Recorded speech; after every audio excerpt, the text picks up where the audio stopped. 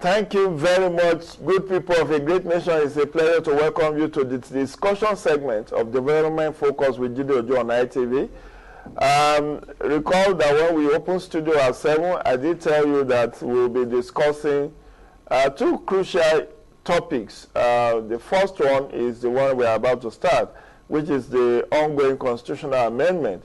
A lot has happened since 2019, actually, when the National Assembly commenced the 5th alteration of the Constitution of the Federal Republic of Nigeria.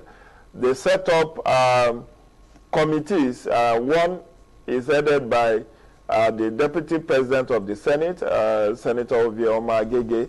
That's the Senate Commission on Constitutional Reform.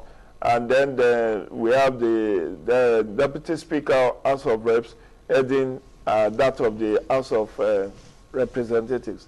Last year, around June, they did hold public hearings across the 6 geopolitical zones, vested thoughts, received memoranda, and just on the 1st of this month of March, they voted on 68 items. Out of these 68 items, we learned that they rejected about 22 and approved of others. And what I've done today, because there have been a lot of matters arising, a lot of hula baloo about some of those items that were rejected and some that are approved. People are asking, what's the rationale behind rejection of certain constitutional, some of the clauses, and what is the rationale behind approving some of them? So I have with me in the studio a firebrand activist, human rights lawyer, constitutional lawyer, a good administrator, and a man of many parts, very highly resourceful, and that's Frank Tete Esquire. Thank you very much. It's a pleasure to have you join us. First time on this show. It took me a while to be able to succeed in bringing Tete. He's a very busy man, but he's doing great. Every year, for the past 5 years, he's been celebrating the International Human Rights Day of his own accord, mobilizing resources and celebrating International Human Rights Day. Maybe we'll start from there. Tell us a bit about yourself, Frank Tete. Oh, well, thank you very much. But you know that people like you are setting the standards in terms of not only broadcasting, development, journalism, and intellectual inputs into the Nigerian situation in terms of providing solutions. So you have been quite an inspiration to me.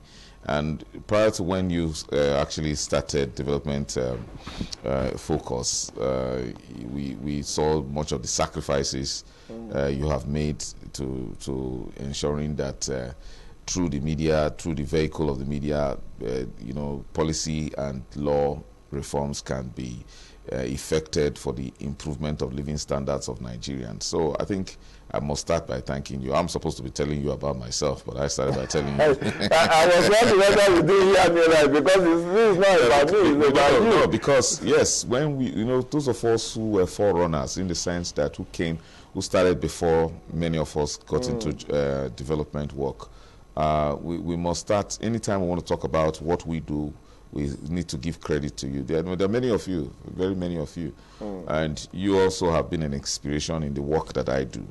You mentioned the International Human Rights Day.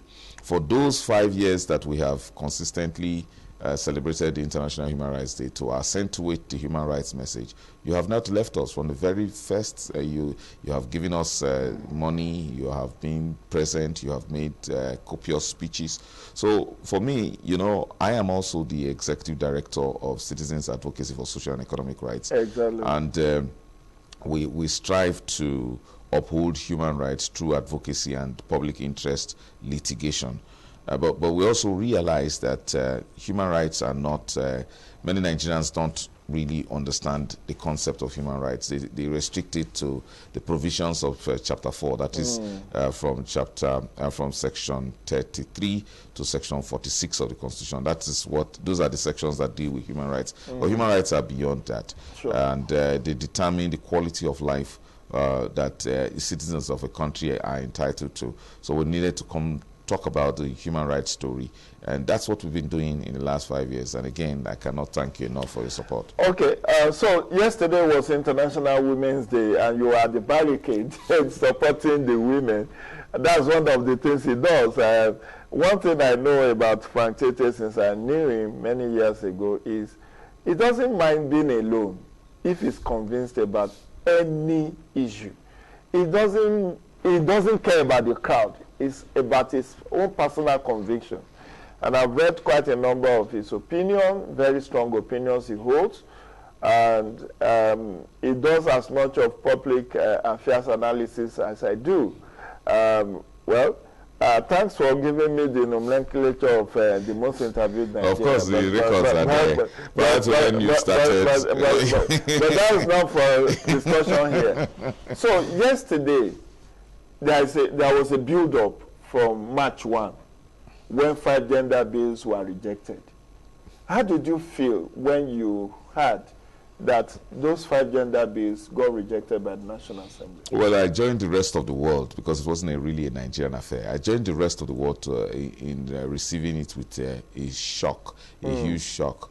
To think that the direction in which the United Nations and the rest of the world, developed world, and the aspiring world are going, only for Nigerian legislators to vote down bills that would have made the National Assembly a shining light of Africa. So it was a golden opportunity which they missed.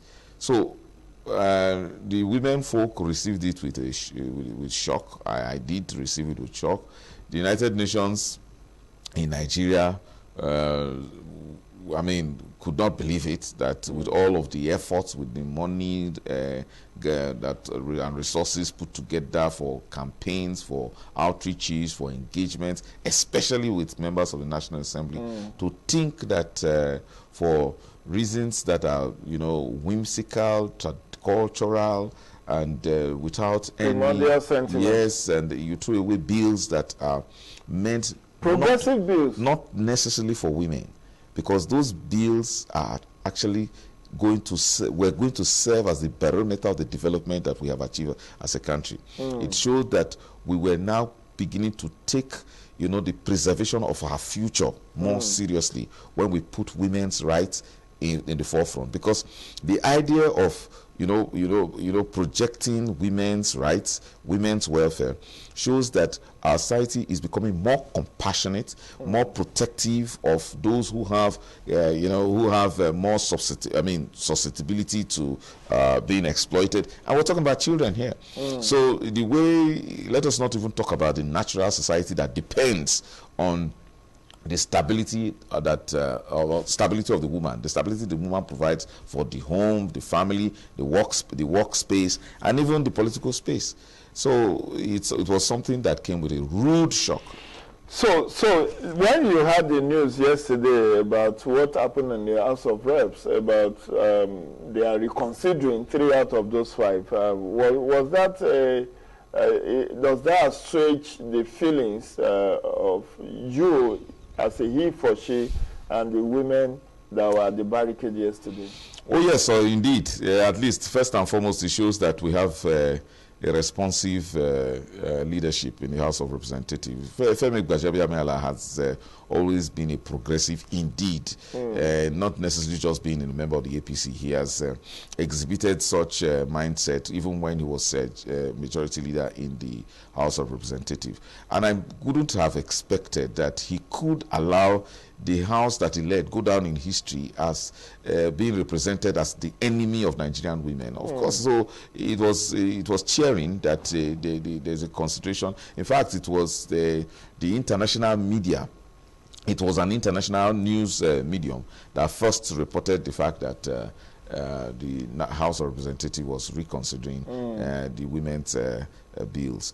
That comes as a very encouraging development. But we have not heard anything from Senate, and even if the House of Reps were able to pass those 3 bills in the coming weeks, as they said, in the second batch of constitutional amendment exercise, if the Senate does not follow suit, is dead on arrival. No. It's not just that easy, because it's, if you watch, and of course you know how much there's a quid pro quo approach in bills that emanate from both houses, either of those the two houses, and there is a give and take approach to it. Respect and cordiality and consideration are given to bills emanating from each of the houses, to in the sense that they must be to a level, they must exhibit a level of concurrence, harmonization, to ensure that you don't just throw away one bill that one of the houses is very interested in. So I think that that will give a very strong impetus to the Senate as well to reconsider. Of course, when the bill goes to the Senate for reconsideration, to think that, for harmonization, to think that the House of Representatives is that interested to the extent that it is recalling the bill for reconsideration, the Senate will not take a very much divergent view. Okay, so again, before we go further in this constitutional amendment, I promise to check with you, lest I forget. So let me pause on the constitutional amendment to pick your brain on a couple of other judicial pronouncements. First was the judgment of Justice Nyangeko yesterday, sacking the Ebonyi State governor and his deputy for defection, for defecting from PDP to APC. And you have seen the ruckus that have attended that judgment since it happened yesterday. What's your take? I don't know why you have chosen to bring this up, but it's something. It's something we cannot hide from. It's something we cannot hide from. But you see, it's dramatic because law is dynamic, and we're actually in a development program which actually examines more of dynamic occurrences in the politics more than anything else. Exactly. So I think it's okay, very instructive that you brought it up. But bringing it up at this time, when it is eliciting mixed reactions in the public, is what makes it very interesting now. Well, in some quarters there is jubilation, but we also hear very worrying statements that are greeting this judgment. So it depends where you want us to look at it from. But for me as a person, as a lawyer who practices law on as a courtroom lawyer, yes, thank you for that. The judgment of a court, first and foremost, let us not be sentimental here. The judgment of a court is presumed to be immediately obeyed when it is delivered, and not only immediately but willingly obeyed by the parties concerned. But what we are having is something that resembles confusion, but it will be resolved in the next few days, and we're talking about a day or two, between today, tomorrow, and then Friday. Okay. The judgment of the court is that it has the Governor Mahi, his deputy, and 17 lawmakers of Ebonyi State have been removed because they defected. Whereas clearly two controversies appear here. The Constitution does not make any pronouncement with regards to the effect of defection by a governor. And the other controversy is, we just had a ruling of the same Federal High Court. And we must emphasize this, that it is not a judgment of Justice Nyangeko. It is a judgment of the Federal High Court. Justice Nyangeko is just a member, is just an officer of the court, because a court is constituted with a judge, with a registry, and then with the bar. So all of these, with a lot of elements, go into constituting a court, and it is that court that has given that judgment. We must take it, and the judgments of all courts in Nigeria are sacrosanct. So when a Federal High Court sitting in Gusau had already made a pronouncement on that same matter, which is in pari material with the man we were dealing with in Ebonyi State, and the provision of that judgment is that the issue of defection does not affect the governor, and the matter in question is neither a pre-election matter nor a matter that was, flowing from the election tribunal. Or, however, because the Constitution is silent and considering the principle of law, a principle of interpretation of law, which is the ex justem generis rule, that is, the express mention of a thing excludes any other thing that is not mentioned. So when the Constitution mentions that defection affects members of the National Assembly and the State House of Assembly, and did not mention it with regards to governor, it means that it is of no effect. That is the position and the position of the judgment of the Federal High Court sitting in Gusau. When you now look at the judgment coming from Ebonyi State on with regards to Ebonyi State from the same Federal High Court, as a lawyer, you will now realize that even though we are now commenting on the judgment, when the judgment itself, the city of judgment, is not yet in the public domain, when many of us have not read it, the presumption, therefore, is that the facts that were presented to the judge and the intellectual arguments that were also presented by the legal representatives did not resemble what happened in the case of APC and Metawale, and that the judge was restricted, even though there is a presumption that the court has the currency of the law in its possession. It is also restricted. The judge is not a Father Christmas. The judge will preside over matters that were before it. So, in conclusion, the judgment is sound to the extent that it is a judgment of a Nigerian court.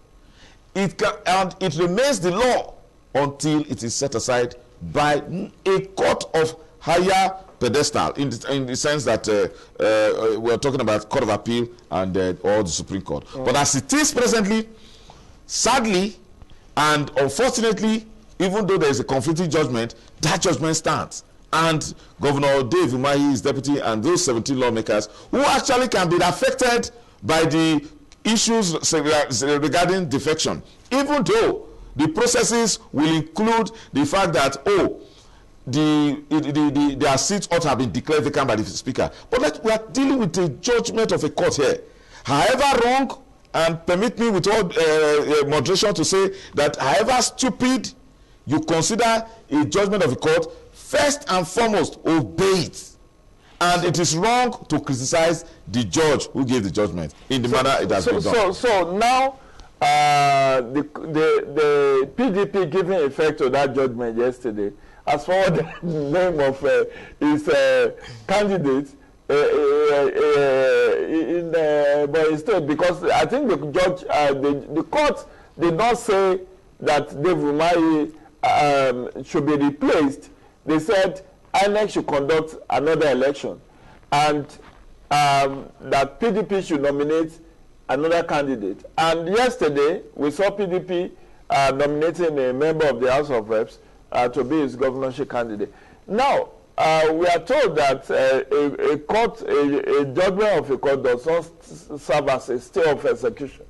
So what are the options available to Governor David Umahi if he doesn't want to lose his seat?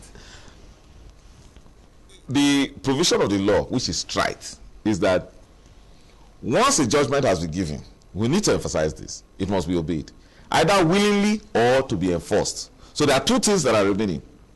One, the parties the parties to that judgment will have to willingly obey the judgment, or else the winning party, the party that is benefiting from the judgment, will initiate what we call enforcement proceedings, which is done within the registry of the court. Now, going beyond that, one knows that the party that has lost has 90 days to actually take a decision whether or not to appeal against the judgment. However, the tried position of the law that when an appeal has been filed first at the Court of Appeal, it does not in any way amount to a stay of execution. Another application has to first of all be filed at the same court which delivered the judgment, asking it to stay execution. And always, most of the times, that court usually declines to make that order. Why? Because it will be regarded as indicting itself. And the Supreme Court has given very stringent conditions for staying the execution of the judgment of the court. First of the condition is that there must be a strong likelihood that the losing party will win at the Court of Appeal, and that the issues the issues and the facts are strong enough to seemingly give a sense of victory at the Court of Appeal. So why would the court that gave a judgment now use that as a basis for staying the execution of his judgment, thinking that, oh, when my judgment goes on appeal, is likely to be set aside? They were not likely to. So what's your interpretation of the situation now? Is it that Governor Dave Umahi is no longer governor at this point in time? By our law, by our jurisprudence, by our constitutional, by our judicial and our constitutional, culture, he's not. So I have not finished. Okay. Because the moment it is rejected at the Federal High Court, he rushes again with that same application to the Court of Appeal, asking that judgment be stayed, the execution of that judgment be stayed, pending the determination of the appeal. That application is granted based strictly on the inherent powers and the discretion of the judge. And once that is refused, it means that he doesn't have any respite except until after the appeal has been determined. Okay, let's leave that because that's not the crux of our discussion. It was just by the way. Let's look at another judicial the face-off between two arms of government that seems to happen yesterday. On Monday, PDP got an ex parte order to stop the National Assembly from amending the Electoral Act. Yesterday, the President of the Senate, Senator Ahmed Lawan, said, look, no arm of government can stop us from doing our work. We are going ahead with the amendment. But somebody said Section 4, Subsection 8 of the Constitution of the Federal Republic actually give the judiciary power to review what the other arms of government says. As a lawyer, a senior lawyer at the bar, what's your take with what the President of the Senate said yesterday? It is not, it is as a result of the fact that we have men running the affairs who are not steeped in what we call political culture that guarantees stability and unhindered flow of the workings of government. Now, it does it also, it flows from the same matter we are discussing. Yes, indeed. Section 4 gives legislative powers to the National Assembly. Section 5 gives executive powers to the President. Section 6 gives judicial powers to the hierarchy of courts, beginning from the Supreme Court down to the lowest court. However, in our constitutional development as a country, even from colonial times, we have issues that are regarded as political questions which the court cannot inquire into. For example, the court has really got no business to deal with the way and manner, the exclusive powers that have been given to the National Assembly in the manner it carries out its work. But here we are talking about a court has already issued an order. It is not in the place of the Senate President. Just as we hear David Umahi maligning and deprecating Justice Nyangekpo, which is absolutely wrong and highly unethical, to now begin to castigate a judgment of a court. It is okay to air an opinion, to say that yes, we cannot be restrained from doing our job. This matter is a political question to which the court's jurisdiction is ousted.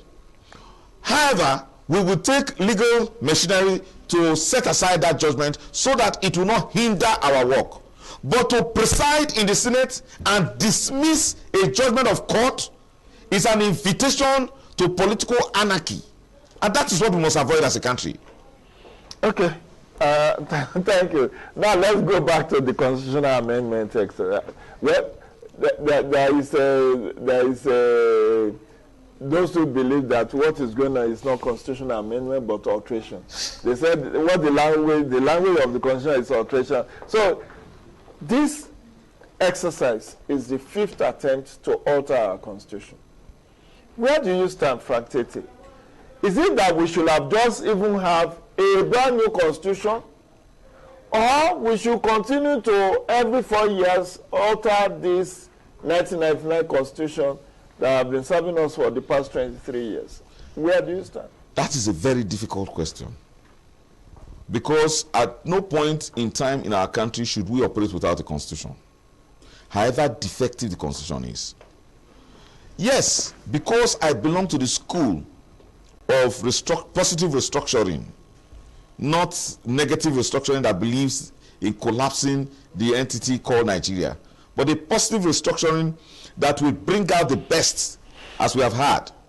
Those of us who venerate and praise the virtues of the 1963 Republican Constitution believe that, yes, we should have a brand new constitution that will reflect the modern times of Nigeria as we are at this time.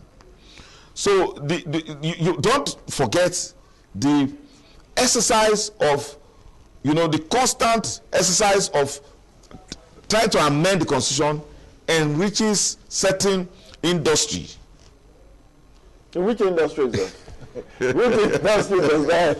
Oh, certainly. You need to look at, sometimes you don't have to, because when you're on national television, we have to use the appropriate language. Okay. However, when you look at the budget that is appropriated, monies that are appropriated in the budget for constitutional amendment each time for each political season, you will see that it enriches those who run the affairs at that time.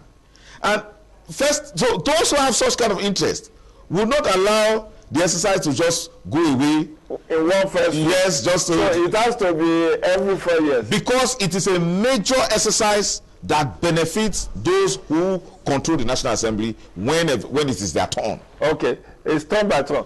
So now let's go to the nitty-gritty. Those, what did you find, overview, what did you find interesting among those bills that were approved, that said through, in which case, bills that got the concurrence of 2/3 from House of Reps and Senate? There are quite a number of them, over 40 of them. Which one excites you most that they were able to back up? Local government autonomy. Autonomy, yes. The reason is this. I just came back from Warri, and I saw the very sad state of development, having left there many years ago, to come back to see that the local government is not able to provide basic services like repair of roads, or responding to primary school, dilapidated primary school buildings and primary health care services. Whereas it is the government that the people know. The people in Warri are very far from Asaba, where the governor is, and far from the state executive council and the commissioners and the various MDAs of government. But they know who their local government chairman is. They know the councillors. They know the councillors. And what the councillors keep telling them is that then in the pidgin English they say they don't share money rich us. The money they share, big. And you see that a situation where, of course, we cannot overemphasize the pain local governments were going through in the hands of overbearing governors who will just seize allocations meant for local governments and then use them for other developments, especially sadly in the states in Niger Delta, which also have 13% derivation funds and all of that. Those monies don't in any way translate, don't go to the local government. Now with this amendment, issues will now come as to monies that have been meant for the state, how they are appropriated, whether host community funds were flowing from 30% development and all that, 30% derivation funds and all that, can be paid directly to local governments who will now use the money. Let me remind you, Frank, it's not the first time that local government autonomy bill will be passed. It was passed in 2018, but it didn't make the court when it got to the state houses of assembly. There were not enough state assembly endorsing the autonomy. So, because every of those bills needs minimum of 24 state houses of assembly to pass. What do you think will be different this time around for this local government autonomy to say true? Because you are accusing the governors, and we know that there is a provision of section 162 of the Constitution which talks about joint state local government accounts. Yes. Some people have said is the albatross while the local governments are underdeveloped. And then look at the angle from which, I don't know if there is any Niger Delta states that have created LCDA. They call it LCDA in Southwest. Yes. Local Council Development Area. Look at Lagos State, for instance. There are 20 recognized local governments in Lagos. But Tinubu created 37 LCDAs. So when this money lands in the joint account, it's redistributed to 57. And local government elections are being conducted into this 57. So against this background, do you think now that again National Assembly has passed this local government autonomy, do you think the state houses of assembly will allow for a consequential amendment? You and I know that is going to be an issue of politics. And we know that many of the governors are on their second tenure. They may not exercise the kind of interest that they had in the first reference you made when this bill was made in terms of local government autonomy. That was 2018, yeah. And we are not talking about governors here who would take the decision, even though they have their body language and their position is that they are against it. We are talking about a conference of speakers that has been meeting over these issues. We've seen there's a greater harmonization on the part of this amendment. That is the reason why an all-important issue like state police that ought to have been considered first was set aside, was not even considered, because these matters, there were preliminary discussions at the levels of conference of speakers and with the National Assembly Senate Committee and House Committee on Constitutional Amendment. So with that preliminary development that has been achieved, it is expected that particular provision of this amendment will say true in terms of local government. Let me be optimistic. When it says true, we'll also invite you over. But let's hope that even if it says true, the president will sign. There is a provision about separating the office of Attorney General and Minister of Justice, as well as Accountant General of the Federation and Accountant General of the Auditor General. I think it's separating the office of Accountant General and all of that. This Auditor General, this Attorney General and Minister of Justice, separated from the Attorney General of the Federation, being separated from the Minister of Justice. What's your take on it? Because that also got... I mean, it has been long overdue, and our country has suffered in terms of legal and judicial development because of that fusion. Section 150, created an office. There shall be an Attorney General for the Federation. Now, a minister of government is a minister of the federal government, not a minister of the federation as such. Owing allegiance to the president, an assistant to the president, doing the bidding of the president, representing the president in a certain area. An attorney general ought to be dispassionate, impartial, and independent, working in the interest of the federation and not the federal government. It's very important. A federal government can be wrong.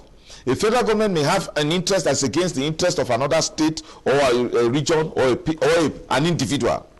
But at the Attorney General would that be presumed to be the repository of the state of the law, whether it is the law that has been created by the National Assembly or the law that has been created by a judgment. And to that extent, the presumption of the goodwill of the good faith of the Attorney General will now be seen in the directions that are given to the police, that are given to the courts, and are given to the effect of implementing, especially this one, implementing judgments. So there cannot be the issue of we will not obey this judge. The Attorney General will be as against the Minister of Government. A Minister of Government pays allegiance to the government, which is supposed to be separated from the federation. In this case, if we describe the federation as the Nigerian state, different from the government, which is a very small entity of the Nigerian state. So it is a very laudable development indeed, hoping that they will, nobody will, in fact, it is in the interest of the federal government, the government in power, the state governments, and Nigerians entirely to have an individual who is presumed to be working independently, impartially, in the interest of everybody, than to say is holding that all-important, powerful position and doing that in the interest of the government of the day. So let's come to the devolution of power. There are about 5 or 6 of those bills that also passed. Issue of electricity is now being moved to concurrent legislative list. The prison is now being moved to concurrent legislative list. Railway is now being moved to concurrent legislative list. Airports is now being moved to concurrent legislative list, and a couple of others. What's your take? That's the devolution of power. Does this sync with your own idea of restructuring? Oh, yes. And is this a welcome development? Oh, yes, indeed. Better little than nothing. We only if one element was added to this list, and I think that would have ended much of the clamor for the kind of restructuring, towards the 1963 Constitution. State police. That is a discussion for another day. However, when you look at issues like prison, you cannot have state high courts, magistrate courts, and other courts trying criminals in their states and sending them to prison that the state doesn't take care of. A federal government is sitting in Abuja to be taking care of prisoners,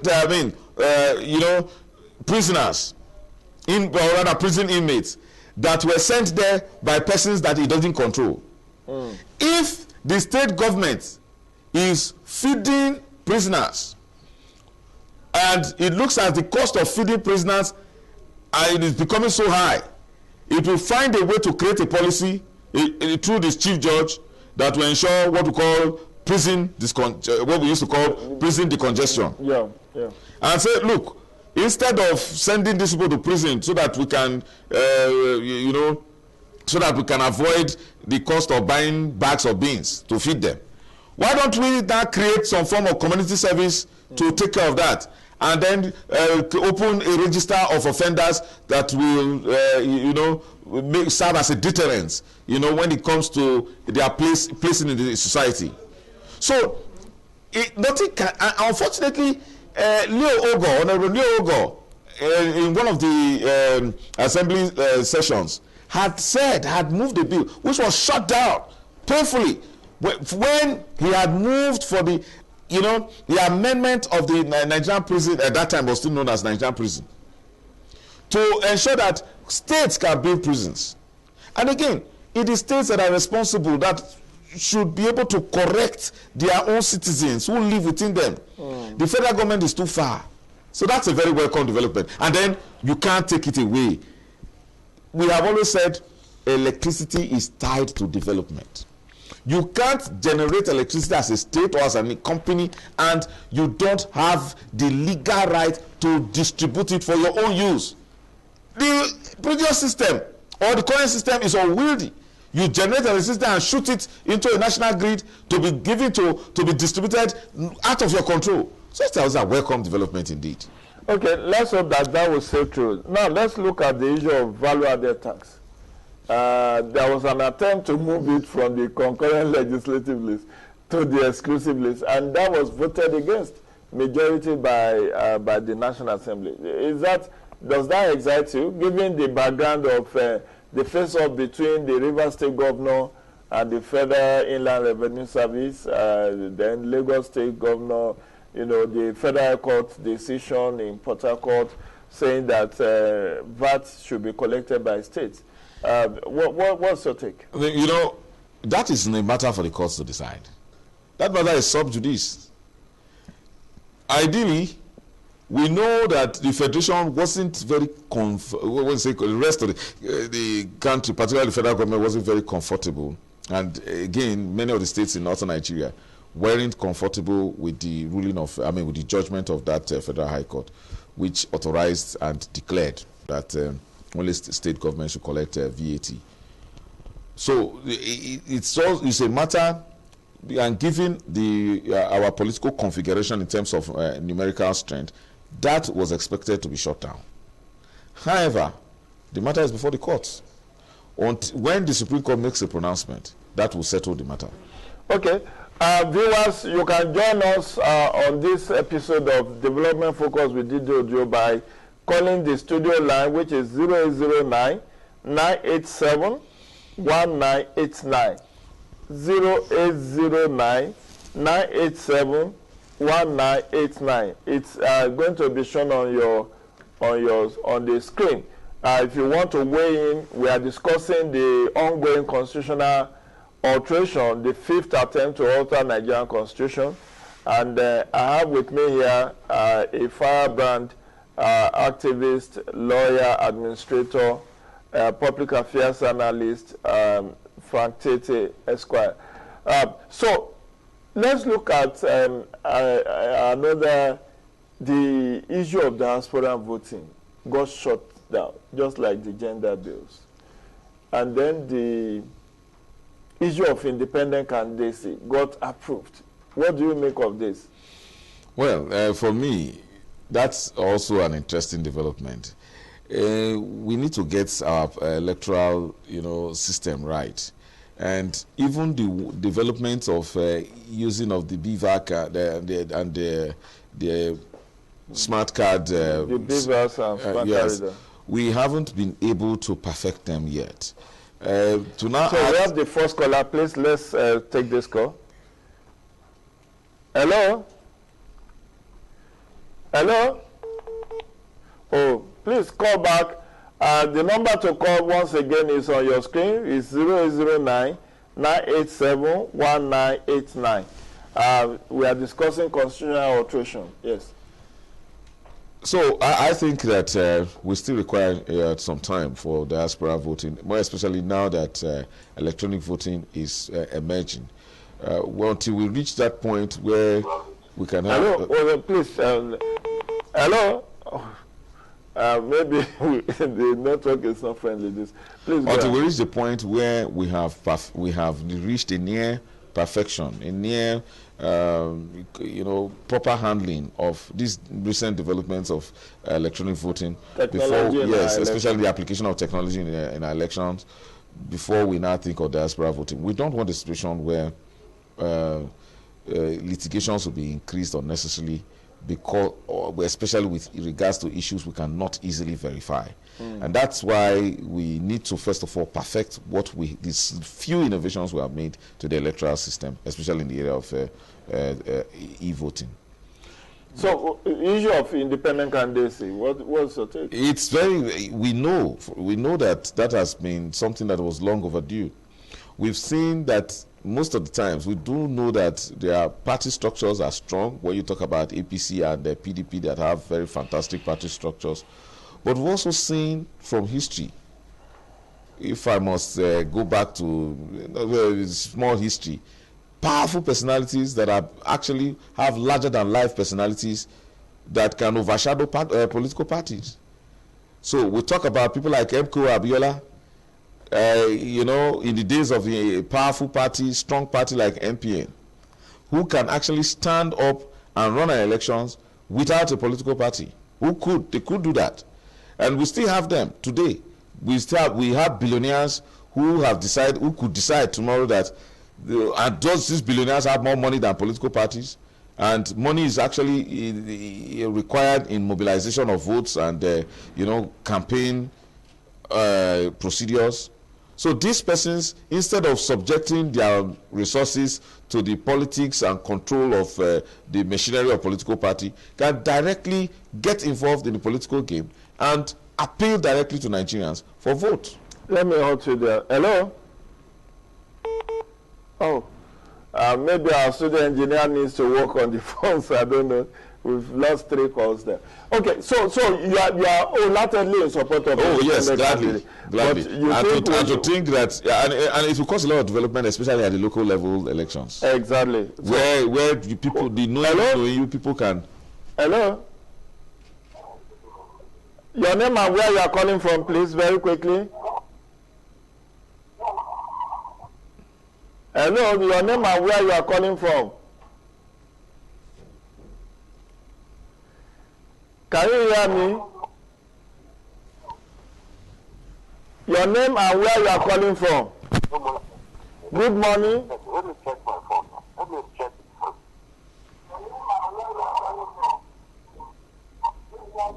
What's your name and where you are calling from? Okay, so we possibly will see a Frank Tete running for Senate in 2027 if this says true. Of course, yes. Of course. All right, just another call. Hello? Hello, good morning. Good morning. Yes, your name and where you are calling from? My name is Michael. Michael, where are you calling from? From Kuje? Yeah. So what's your question or comment? Oh, anyway. So as we round up, because our time is fast spent, this, if you go by history,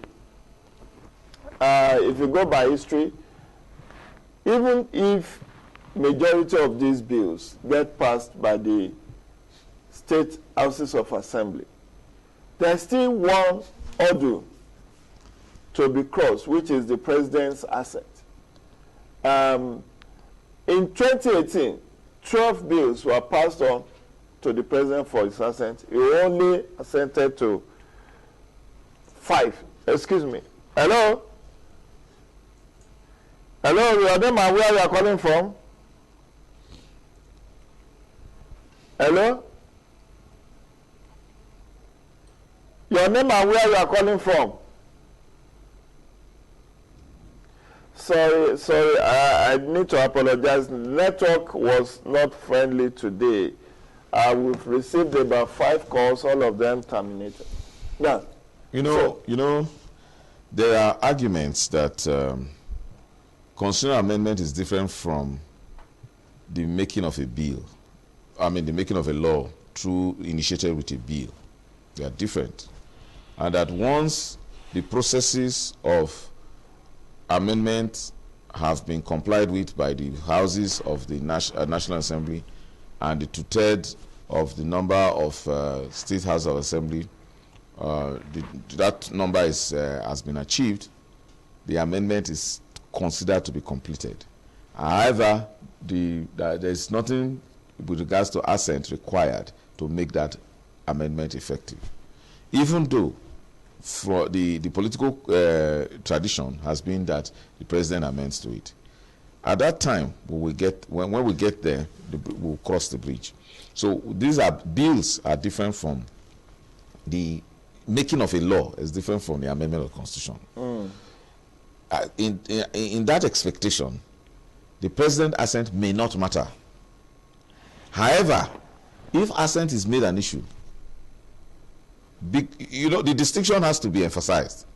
It is different from when you want to make a law in the National Assembly. Two which houses is, have concord, act and of there's parliament. made, and it becomes an act of parliament. But we're talking about the way it has been styled, the alteration of the constitution.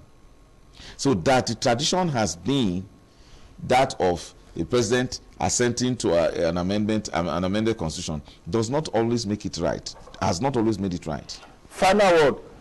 The Electoral Act 2022, what's your take on it? A milestone improvement. A milestone yes, improvement. A milestone improvement. Thank you very much, Frank Tete. We can't have enough. It's an abridged version, as it were.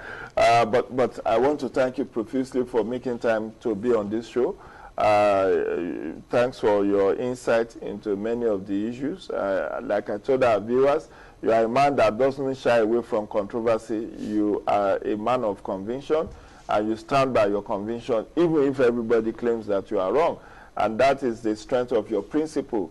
And I wish you divine success as you go about your daily round of duties. So that will be the size of our intervention on this fourth discussion segment. We'll be back in a bit to take the second and final segment of this development focus with Jide on ITV. Stay tuned.